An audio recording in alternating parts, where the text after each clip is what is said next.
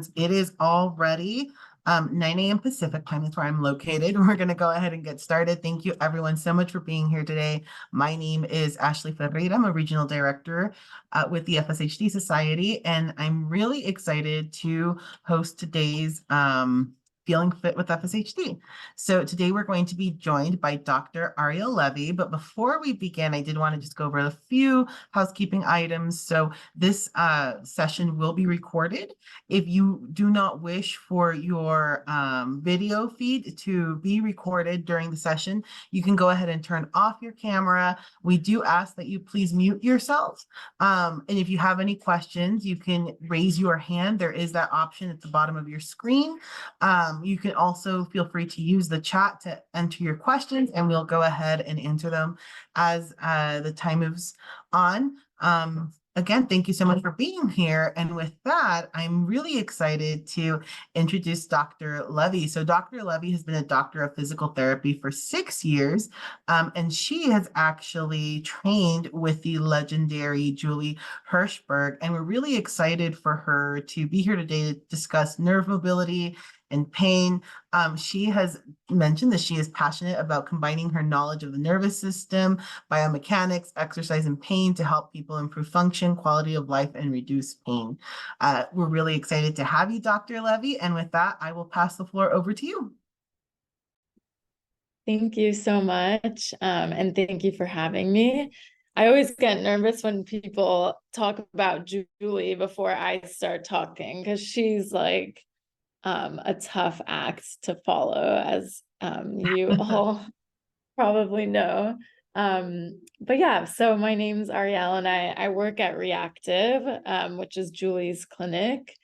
And so yeah, let's get started. I'm going to share my screen. I put a few slides together just to give people some visuals of like some of the nerves and the postural impairments that sometimes can affect these nerves. So let me share my screen quickly.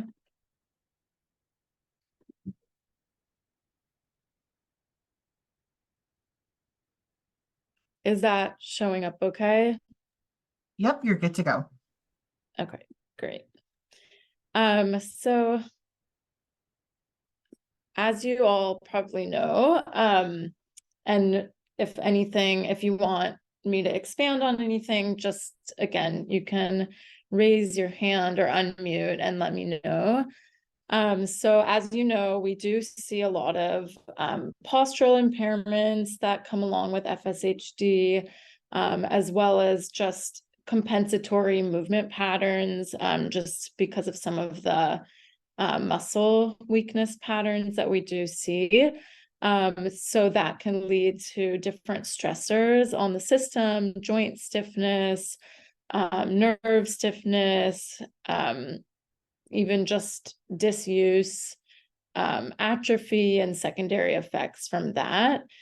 So some of the pain that people might experience might be spasm or numbness and tingling, muscle stiffness, anything like that. So the first thing I wanted to go over was, so this is a common upper extremity pattern that we see. So a lot of times, because of some of the muscle weakness that happens in the back, so in the middle traps and the lower traps, as well as some of the scapular muscles, we do tend to see that the scapular, so the shoulder blades tend to wing and come forward and tip forward.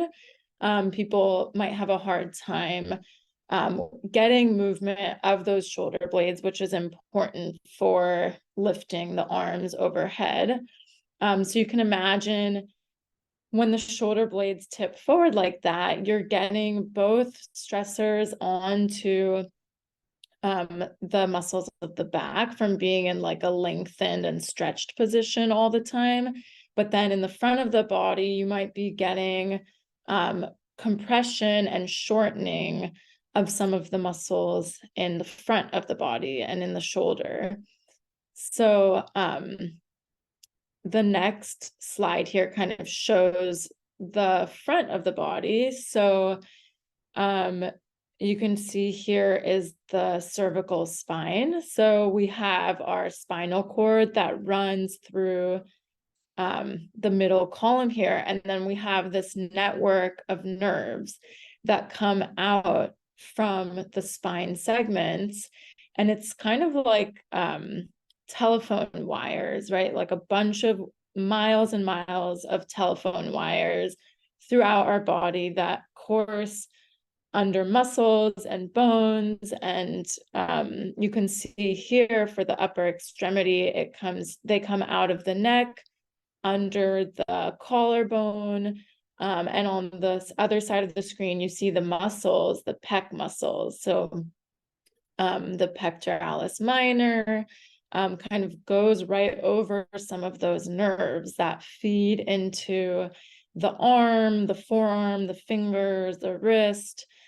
So a lot of times when people are having like wrist pain or numbness, tingling in the fingers, elbow pain, a lot of times you want to look at different sites where these nerves can be compressed along the neck, the shoulder, the elbow, the wrist. There's a lot of different areas that can kind of contribute to that compression.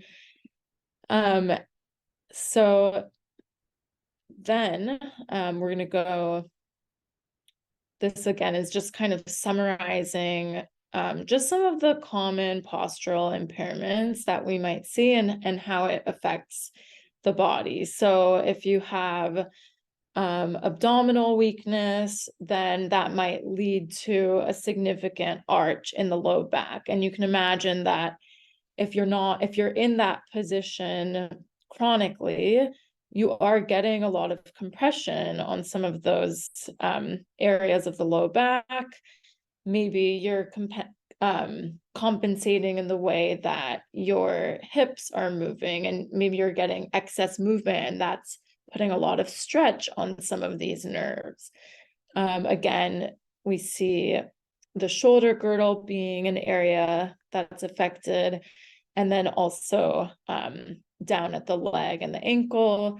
So we have a lot of different points where we might get like compression as well as stretch or tension on some of these nerves. We're going to go down now to the lower extremities. So this is the back of a leg. So up here is the hip muscles, and then the lower leg muscles down here. So just like we saw in the upper body, there's all these nerves that come from the spine, like telephone wires, communicating with the glutes and the leg muscles, the foot muscles. And so again, if you're maybe compensating in the way that you're moving, or maybe you're getting compression in some of these areas, or maybe even you've become more sedentary and you're sitting a lot, and that's compressing some of these nerves. So all of those things are going to lead to the nerves getting a little bit upset. And the nerves tend to be really sensitive. They like their blood flow, they like their space, they like movement. So when they're not getting those things, or if they're getting overly stretched and overly irritated, they make a lot of noise, which again can result in pain, numbness, tingling, muscle spasms, things like that. So I wanted to go through both some upper body movements as well as lower body movements that really target just giving those nerves the things that they like: movement, blood, and space. I tried to come up with different modifications and different positions so that you can, if you need to make adjustments, you can. I also wanted to show different ways that you can massage some of the muscles, for example, the pec muscles that get tight and maybe compress on some of those nerves in the front of the chest. So we're gonna go through those now. So I'll stop sharing my screen. Does anyone have questions before we get into that?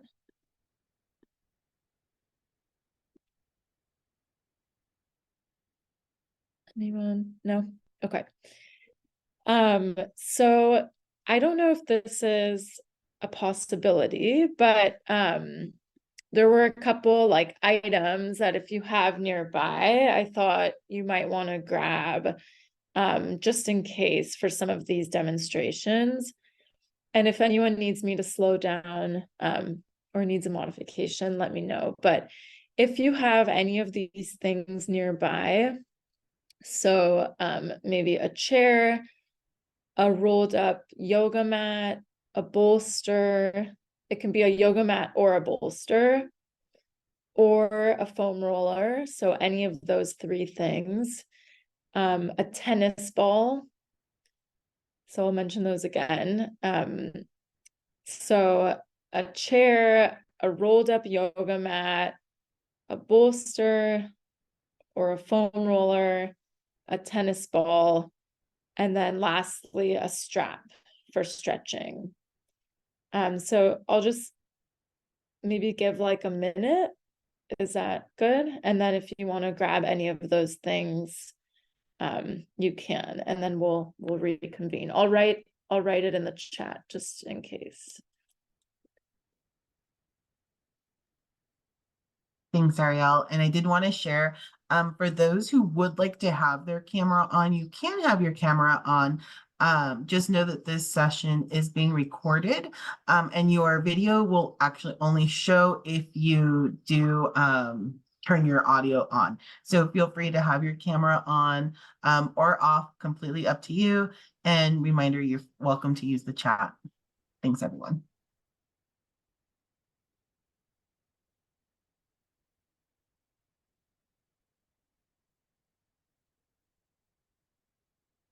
Okay. So hopefully people had a moment to grab some of this stuff.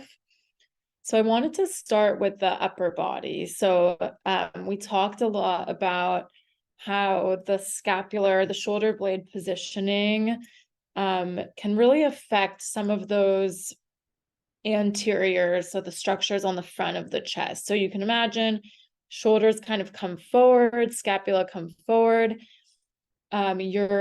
You're shortening those pec muscles, you're compressing some of those nerves. The shoulder joint maybe doesn't have as much space to move. So the whole area, it probably just wants to be more open. Again, it wants space, it wants movement. So the first thing we're going to do is just like a self massage. So I'm going to grab my tennis ball. You can do this with your hands if you don't have a tennis ball, but basically, and I'll show it in a few different ways, just in case people need different positions. So with my hands, so if we want to massage some of the pec muscles, if this is like the pointy part of your shoulder, so that front pointy part, you're going to move your way down over the muscle here. So just like an inch down from that pointy part of the shoulder at a diagonal. And if you push in, maybe try to see, is there tenderness in there? What are you sensing? Are you getting any tingling down the arms? If it feels like, I like to say like a good hurt, like it kind of needs to be pressed on, you can kind of do circles with your fingers and knead the area like you're kneading dough.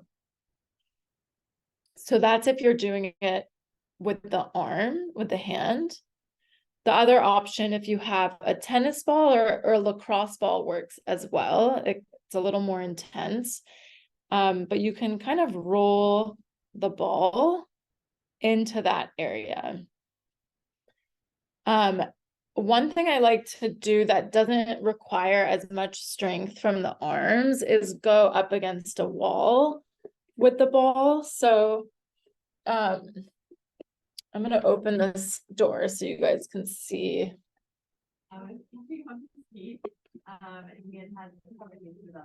So in the door frame here, I can put the ball in front of that muscle here. I'll do it on the opposite side. And I lean up against the wall, and I can just lean in and put pressure there. And then I can roll it as well. So that way it doesn't take a lot of effort from the arms. You're just using your body weight to lean into that ball and to massage that area.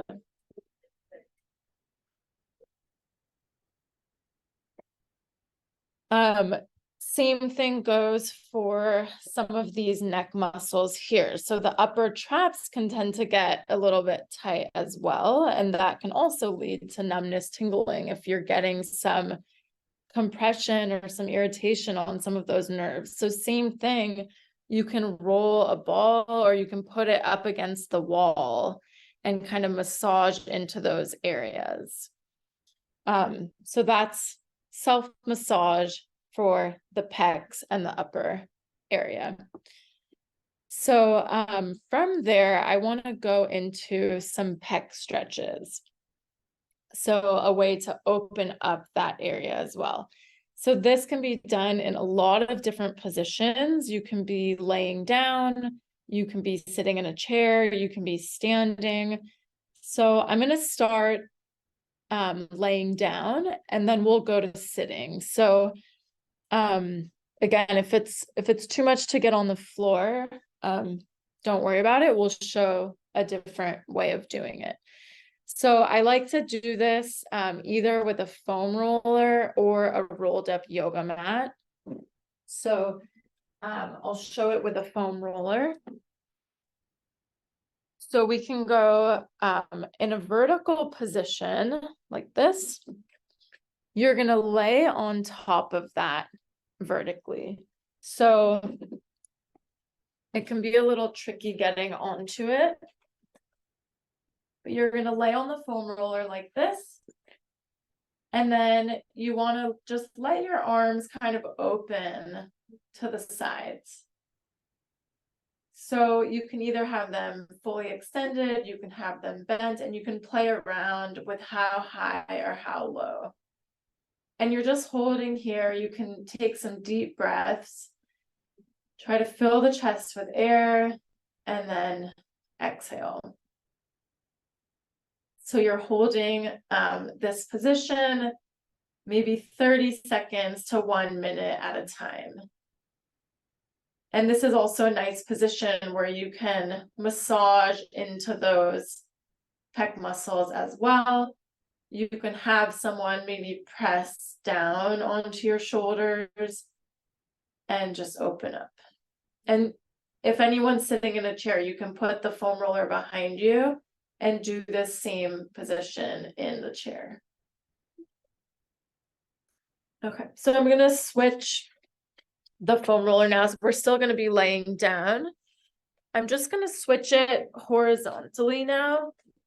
And I'm putting it right under my shoulder blades, kind of where like a bra line might be. And I'm going to support my head with my hands. And this one's a little more intense. And again, it can be done in sitting, putting a rolled up yoga mat behind your back or a foam roller behind your back. And you're just going to try to open up the chest, open the elbows to the side, and you're trying to slowly open up. So this is kind of pushing on those segments of the spine and getting some mobility there that is probably neglected for a lot of us, just sitting a lot of the day or maybe being in like a forward posture. These joints are just not getting to experience this position of being extended. So you can gently open and close, kind of coming in and out of that position. Okay. So I want to make sure to show it in sitting, but if anyone is laying down already and wants to stay there and keep doing that, that's fine. But I just want to make sure to show it in sitting. And I'll show this with the yoga mat. So I have my rolled up yoga mat. And I'm going to put it on across the chair like this.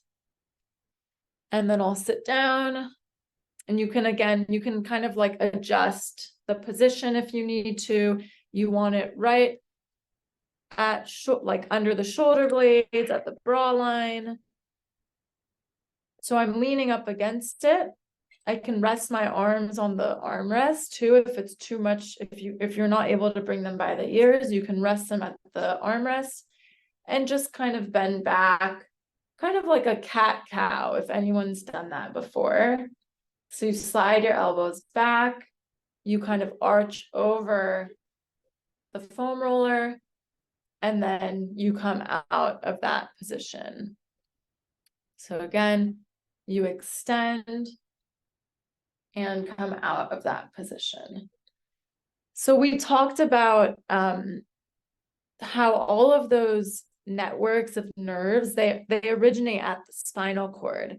So when we do these movements where we're just kind of like arching and flexing the spine, you're actually getting movement of the spinal cord itself.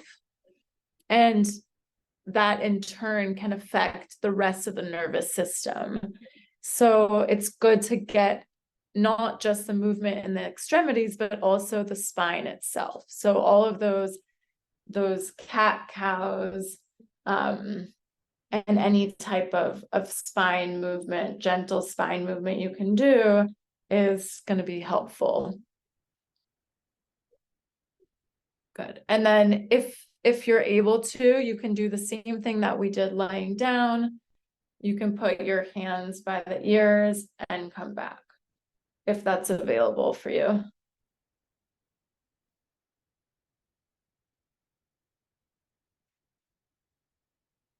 Good. Does anyone have questions about those movements before we move on? Good. Okay. So from there, since I'm in a sitting position, so I'm going to come back over here. So now I want to go through like nerve specific stretches. So we like to call these nerve glides. You might be familiar with them. So there's three main nerves of the arm and the shoulder that we usually target with these. So I'll show you each one. Again, you can do these sitting, standing, laying down, whatever feels most comfortable for you. So the first one we're going to target is called the median nerve. So that nerve feeds, it goes from the neck, comes down the arm, and kind of comes all the way down to these two fingers here, the thumb and the index finger, and I think a little bit of the middle finger. So with this one, think about swimming. You're going to start with your hands together. And if you can't get them up here, they can be down low. You can also do one side at a time. But you're basically peeling the fingers open. And then like you're swimming, you're going to open them until you kind of feel a pulling through the arms and the fingers. And when you feel that pull, you just kind of nudge into it, and then you fold the fingers back in.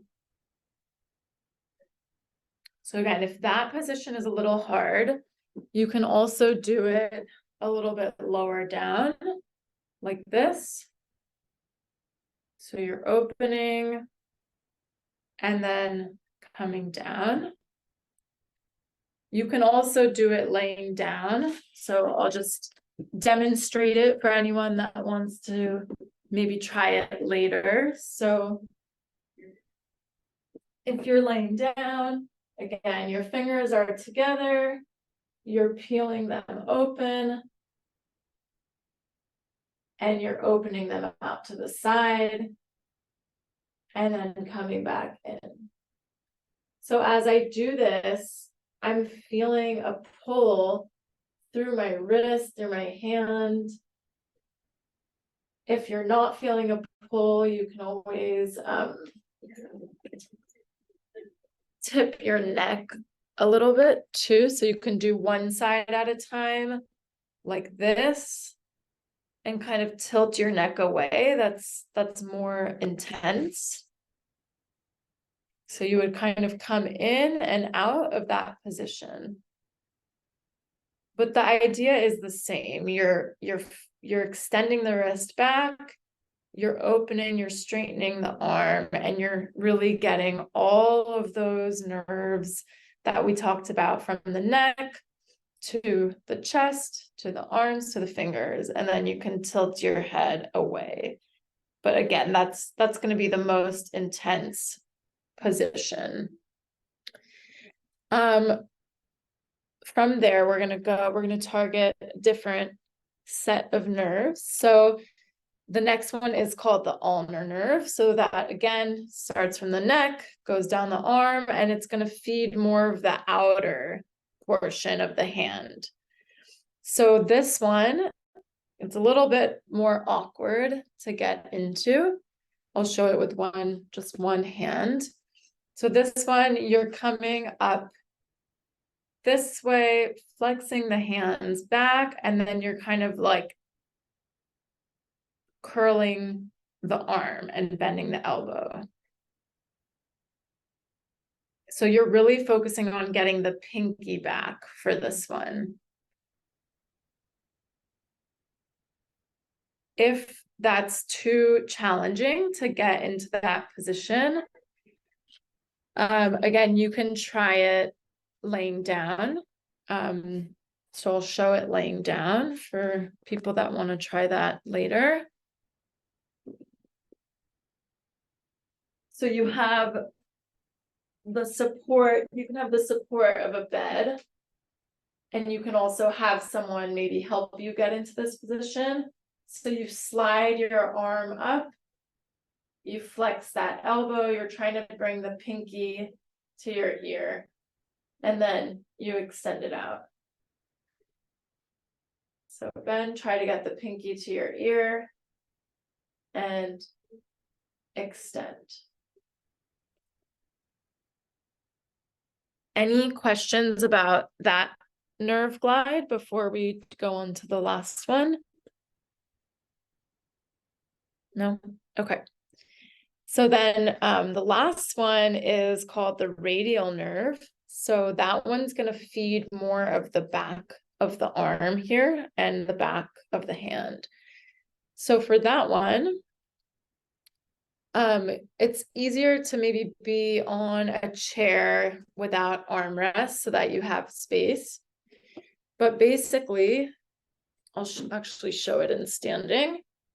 So your hand is going to be in a fist. You're curling your fist back, and then you're going to bring that arm behind you.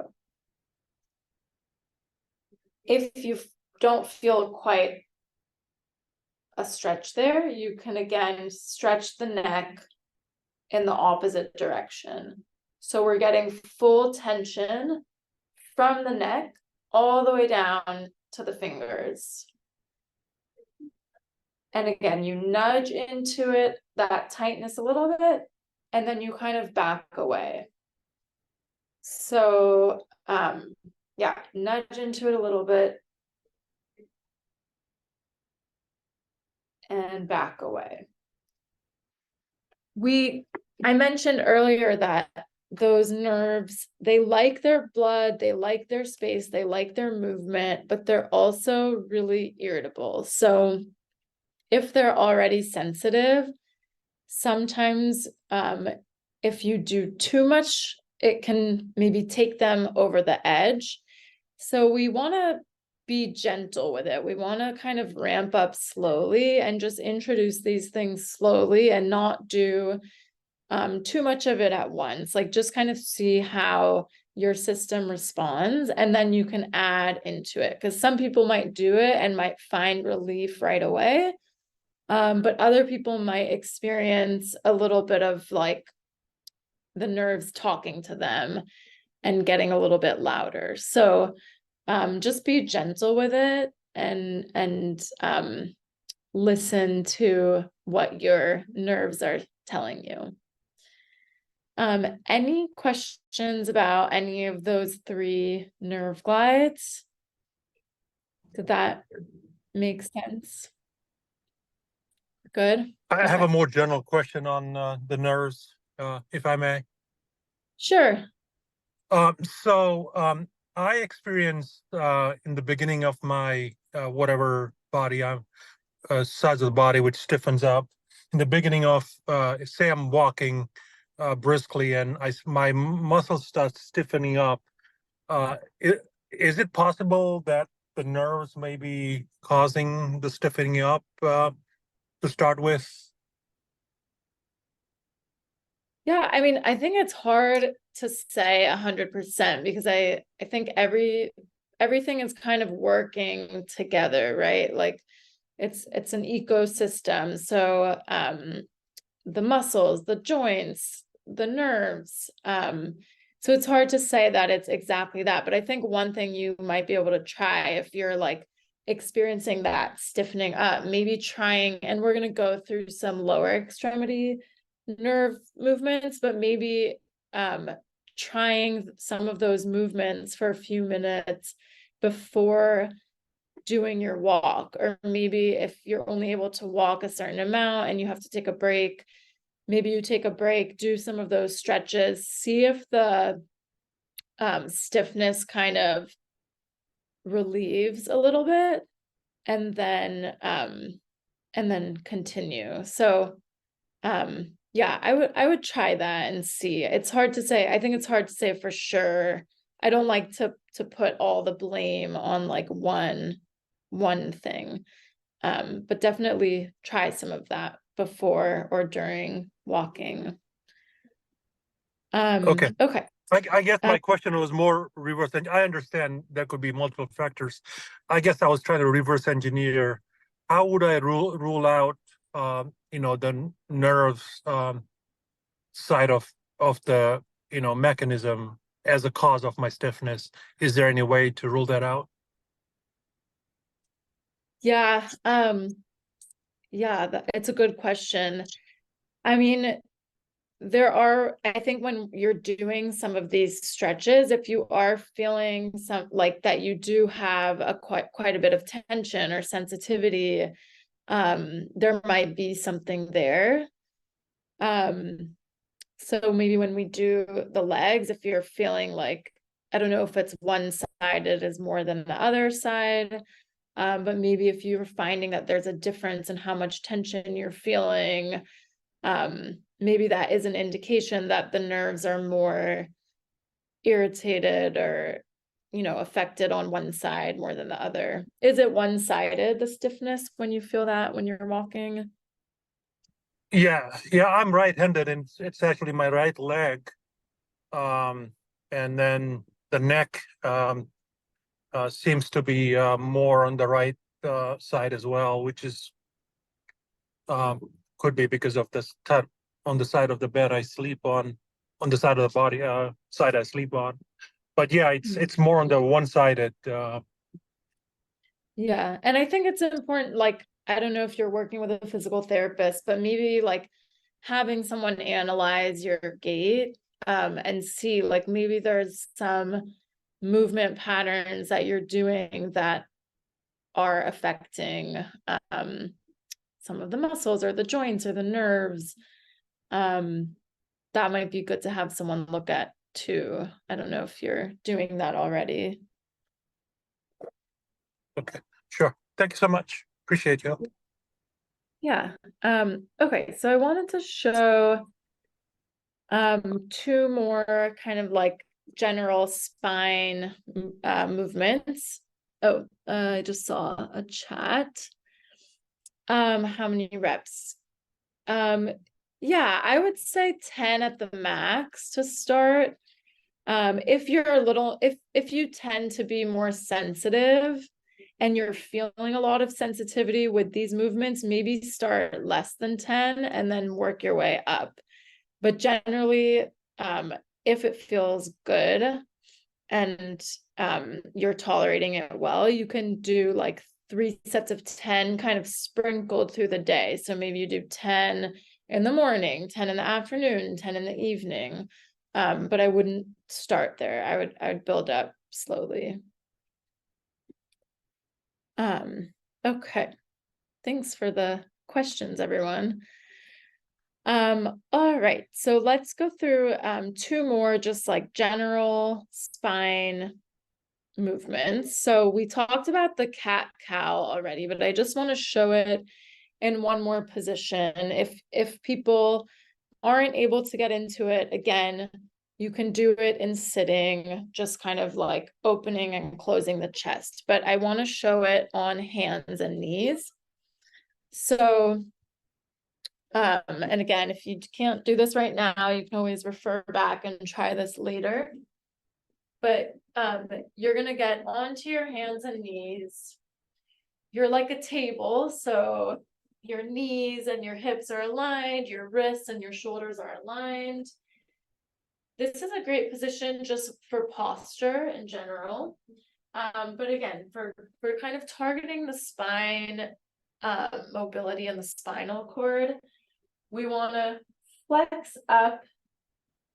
They call this the cat. It's like an angry cat, a scared cat, arching up. And then you want to reverse that. You kind of sink down. Think about bringing your chest to the floor, looking straight ahead. And then again, you reverse it.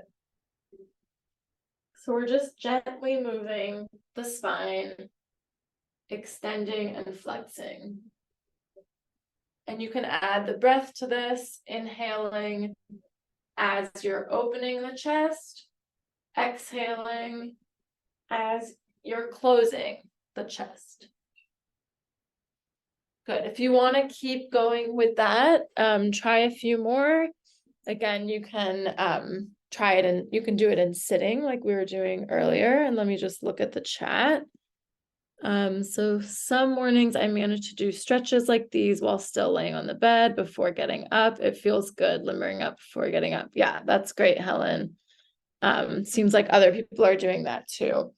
Yeah, if morning stiffness tends to be something that you experience, then these are super easy and like gentle to do in the morning. Yeah, it's a perfect time to do them. All right, so that was the cat-cow on hands and knees. And then I want to show one more spinal movement, so more of like a rotational movement. So this I'm going to lay on my side for that. So if you're able to do that, you can join me. If not, just note it for later. This is a really, really good one to do in bed first thing in the morning. So you're laying on your side. This one is called open book. So you start with your hands together. Your knees are bent. And then you're opening this top arm like a rainbow or like a book opening. You're following it. You're trying to open your chest. And you're trying to open as much as you can, trying to get your arm to touch the other side of the bed. And then you're closing. You want to make sure that this part of your hips, they're not moving, they're staying stacked. It's just the upper back. So you're opening, follow that hand out to the side, and then closing. You might be able to feel those nerves that we were stretching earlier. And if you want more, you can flex the wrist back, open, inhale as you open, exhale as you close. And you can do that on both sides, maybe like 5 to 10 on each side. All right, let me check the chat. So Diane is saying, I just started doing chair yoga and these movements are very similar. I can actually walk a little better when I do it. That's amazing. That's awesome. Yeah, I really like any type of like gentle spine movements. It really, I don't know, I feel like it wakes up the nervous system, all of those miles and miles of nerves that are communicating with the rest of your body. Okay, so let's a lot of crunching. Crunching is okay. If it's, as long as it's not painful, I'm okay with like some noise and crunching. If it feels like an abnormal amount of crunching, maybe let me know, or if you're working with a physical therapist, ask them about it. But usually I'm okay with some noises as long as it's not painful. Okay. If no one else has questions, I'm going to move into the lower body because I want to make sure that we get finished on time.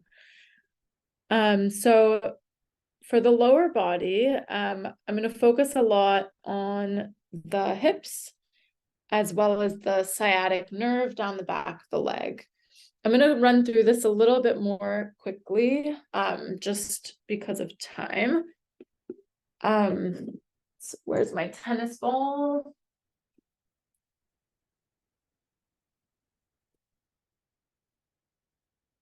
Oh, there it is. Okay, so just like you massage the pec muscle, you can also massage the piriformis muscle. So that's one of the muscles that courses through the hip. You can do this in standing against a wall or in sitting. So I have my tennis ball here. This again can be a little bit intense. You put it under your hip and you can put pressure on it and just kind of roll around. You can try this again standing, you can try it laying down, you can try it sitting. I'll show it quickly in standing. So I'm putting the ball behind my hip, I'm leaning into it, and I'm just kind of rolling and putting some pressure. So if you tend to get any like radiating symptoms or numbness, tingling down the leg or in the foot and the ankle, this could be a good place to test out and see, could there be some compression or some irritation in this area. Also, if you're spending a lot of time sitting, right, you're not letting the blood flow get in. We're not giving those nerves the movement, the space that they want. All right. So the next thing I'm going to do, I'm going to show some of the lower body nerve glides using a strap. If you don't have a strap, that's fine. You can use your hands, you can use a towel, you could use a dog leash, a belt, or you can stay in sitting and just do the movement with your legs. Okay, so I'm going to lay down and show you the stretch, the nerve glides with the strap.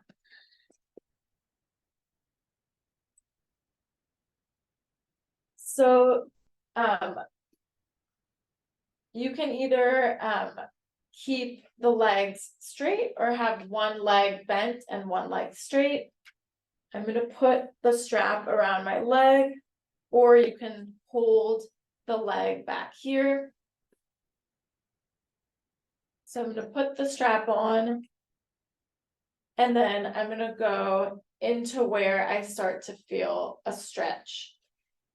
Because you're pulling, so just like with the hand, how we flexed the wrist, when we want to target the nerves in the legs, we flex the foot.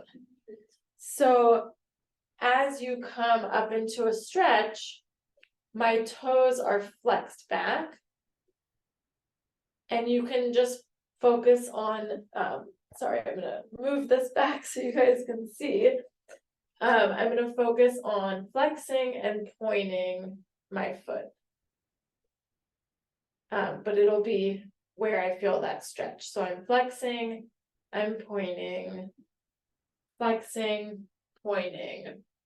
You can also try kind of bending down and then coming up into a stretch. So as opposed to just holding a static stretch, I like to do it dynamically so that we're kind of giving the nerves more movement as opposed to just holding them in one position. They like to move more than they like to just hold in one place.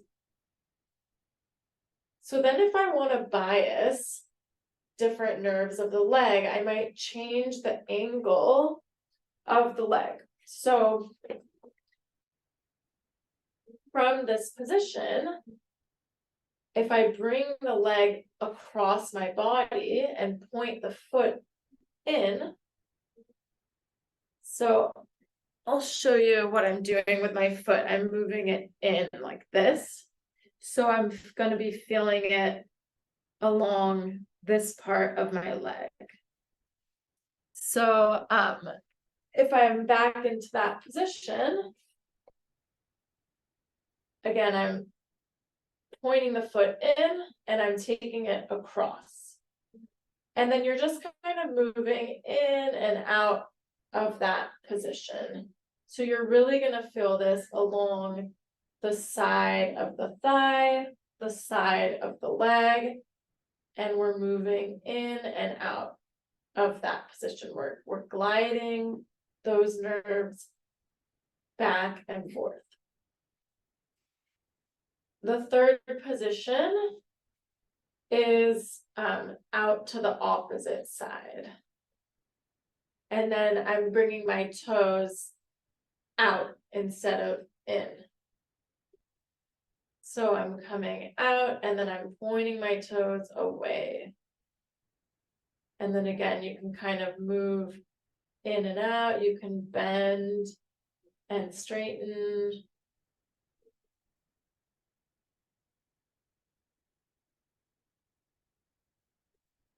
So just to review those again, you can go straight on, point, flex the toe, bend and straighten. You bring it across the body, turn the toe inward or to the outer side of the body, flexing the foot out. I'm going to show one more thing in this position. So this is a similar how we did the open book. We're going to target the lower spine with some windshield wipers. So your knees are going side to side. So this is another one of those gentle spine movements that just kind of gets things moving, lubricated, blood flow.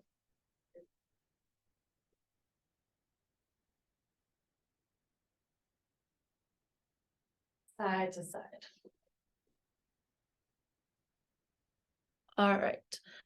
So I just wanted to show those nerve movements in sitting for anyone that maybe can't do it laying down. So in sitting,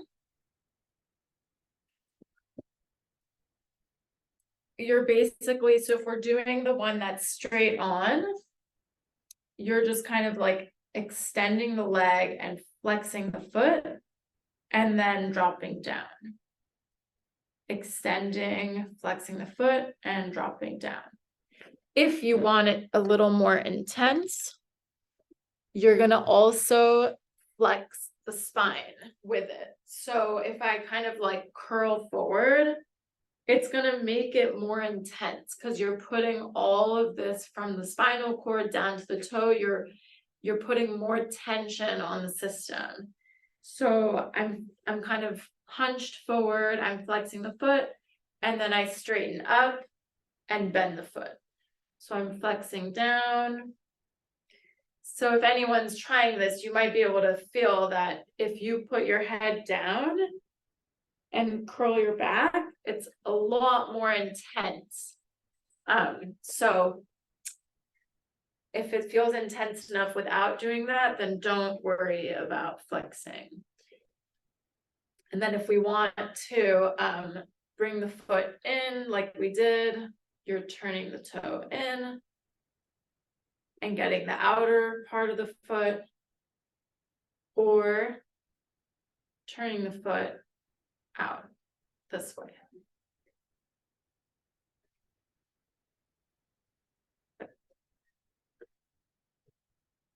So those were the main ones that I wanted to show, and I just want to like open the floor for questions. If there's no questions, I can show a couple more things. I just have to make sure to log off by or to wrap up by 10 because I do have a patient to see. So I want to just open the floor, rather like if you guys want questions or if you just want me to quickly show some other things that I had. We're also having another session on this in a few weeks from now. So we will also have time for questions then. But yeah, what do people prefer?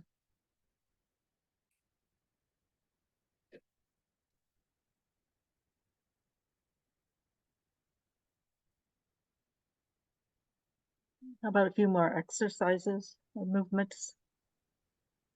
Okay, I'll show a couple more. So two other, okay, nice. Two other things I was thinking about for the lower body. Again, using the ball. I don't know if anyone has struggled with like plantar fasciitis or any pain in the foot itself, but another way we can use the ball is rolling out the bottom of the foot. So I'm going to put the computer on the floor, and so you can put the ball at the arch or at the like kind of at the bottom where the arch meets the heel. And just like we rolled out the hip and the pec muscles, you can roll out your foot.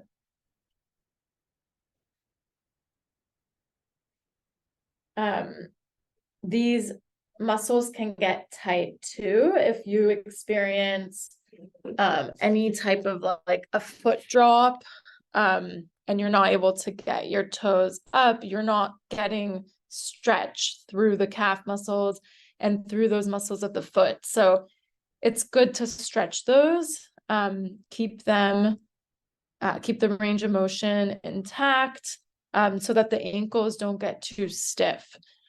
So another way you can use the ball, or even if you have like a rolling pin, you can roll the calf muscles as well. So I don't have the rolling pin with me, but they have pins where you can just roll the muscles here.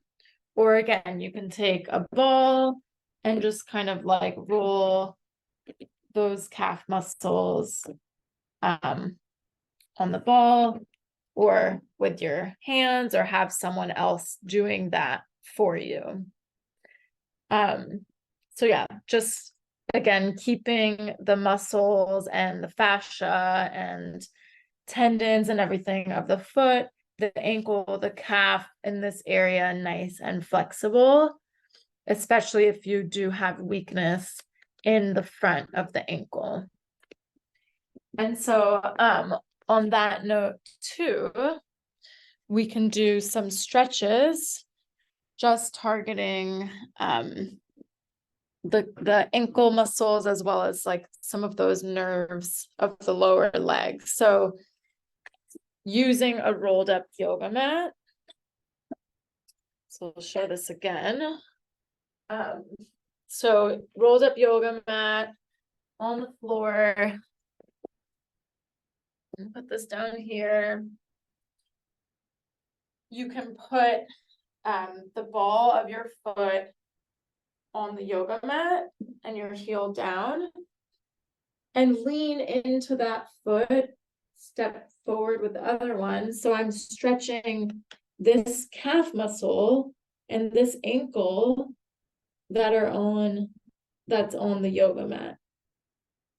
And just like we did with our nerve glides, we can make the movement a little more dynamic. So with the foot that's stretching, you can bend the knee and straighten the knee. Bend the knee and straighten the knee. So you're really getting the movement, the lubrication that those nerves like, as well as treating some of the stiffness at the joint, if you have any ankle stiffness at the joint. All right, so I think